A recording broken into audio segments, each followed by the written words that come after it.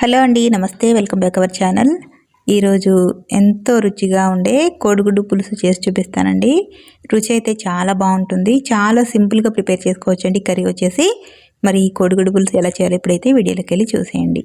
ముందుగా కోడిగుడ్లని ఇలా బాయిల్ చేసి పక్కన పెట్టేసుకోవాలి. ఇక్కడ నేను ముందుగానే బాయిల్ చేసి పెట్టాను.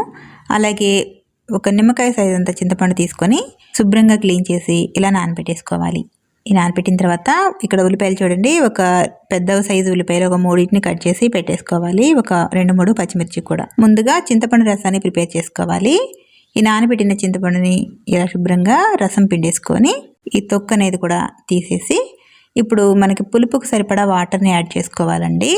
మరి పులుపు లేకుండా మీరు తినగలిగే అంత పులుపుని చూసుకుని ఇప్పుడు ఇందులోకి ఒక 1/2 స్పూన్ పసుపు, ఒక 2 టేబుల్ స్పూన్ల వరకు కారం పొడి వేసుకోవాలి.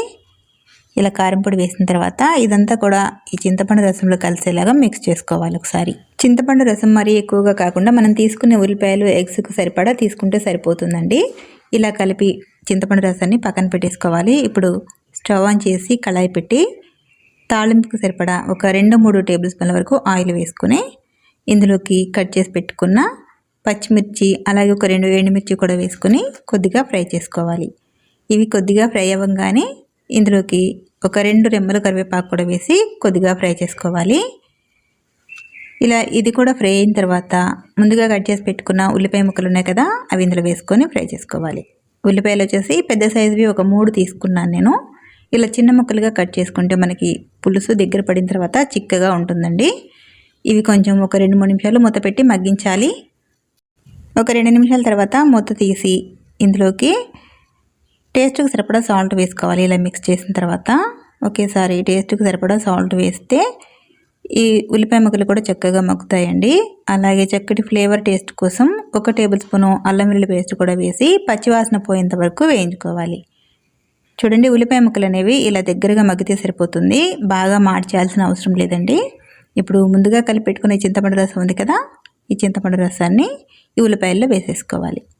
చూసారా, ఉల్లిపాయలు ఈ మాత్రం ఉంటే సరిపోతుంది. ఈ చింతపండు రసం కూడా ఇలా వేసేసి మూత పెట్టి ఒక 5-6 నిమిషాలు మగ్గించాలి. సాల్ట్ ఏమైనా తక్కువగా అనిపిస్తే మరి కొద్దిగా యాడ్ చేసుకోండి. ఇప్పుడు మూత పెట్టి ఒక 5-6 నిమిషాలు మగ్గించాలి. ఒక 5-6 నిమిషాలు మగ్గిన తర్వాత చూడండి, చూపిస్తున్నాను మీకు. పులుసు వచ్చేసి కొంచెం దగ్గర పడింది కదా. ఇప్పుడు ఇందులోకి కోడిగుడ్లను వేసి కుక్ చేసుకోవాలి. ఇక్కడ కోడిగుడ్లు ఇందులో వేసేటప్పుడు కొద్దిగా కోడిగుడ్డుకి ఘాట్లు లాగా వేసేసుకున్నామంటే ఈ పులుసులో మగ్గిన తర్వాత కోడిగుడ్డు కూడా చాలా టేస్టీగా ఉంటుందండి. చూసారా, ఇలా ఘాట్లు పెట్టేసి బాయిల్ చేసుకోవాలి. పులుసులో మూత పెట్టి మరొక 5 నిమిషాలు మగ్గించాలి. ఇప్పుడు ఓపెన్ చేసి చూపుదాం. చూడండి, పులుసు వచ్చేసి చక్కగా దగ్గర పడుతుందండి. కోడిగుడ్లు కూడా ఘాట్లు వేసి పెట్టాం కదా, చూడండి చక్కగా ఈ పులుసు అంతా కూడా కోడిగుడ్డుకు పట్టేసి టేస్టీగా ఉంటుంది. ఇలా దగ్గర పడిన తర్వాత ఇందులోకి మసాలా వేసుకోవాలి. మసాలా వేసుకొని ఇలా మిక్స్ చేసి ఒక 2-3 నిమిషాలు బాయిల్ చేసుకుంటే సరిపోతుంది. చూడండి, ఈ మసాలా వేసిన తర్వాత మూత పెట్టి ఒక 2-3 నిమిషాలు బాయిల్ చేస్తే మనకి కర్రీ వచ్చేసి రెడీ అయిపోతుందండి. మీకు కొత్తిమీర కావాలంటే కొత్తిమీర కూడా యాడ్ చేసుకోవచ్చు. చూసారా, మనకి కర్రీ వచ్చేసి రెడీ అయిపోయింది. ఈ పులుసుని వేరే బౌల్లోకి సర్వ్ చేసుకున్నామంటే ఎంతో టేస్టీగా సింపుల్గా ప్రిపేర్ చేసుకుని టేస్టీ కోడిగుడ్డు పులుసు రెడీ అయిపోతుంది. చూడండి, చల్లారిన తర్వాత మరి కొద్దిగా చిక్కబడుతుందండి పులుసు వచ్చేసి. ఎగ్స్ కూడా ఈ చింతపండు రసంలో చక్కగా ఉడికి టేస్ట్ అనేది బాగుంటుంది. కోడిగుడ్డు పులుసు వచ్చేసి చాలా సింపుల్గా ప్రిపేర్ చేసుకోవచ్చండి. రుచి అయితే చాలా బాగుంటుంది. ఎంతో రుచిగా ఉండే ఈ కోడిగుడ్డు పులుసుని మీరు కూడా ఒకసారి ట్రై చేసి ఎలా ఉందో కామెంట్ చేయండి. అలాగే ఈ వీడియో నచ్చితే ప్లీజ్ ఒక లైక్ చేయండి, మరికొంతమందికి షేర్ చేయండి. Subscribe to my YouTube channel. Thank you for watching.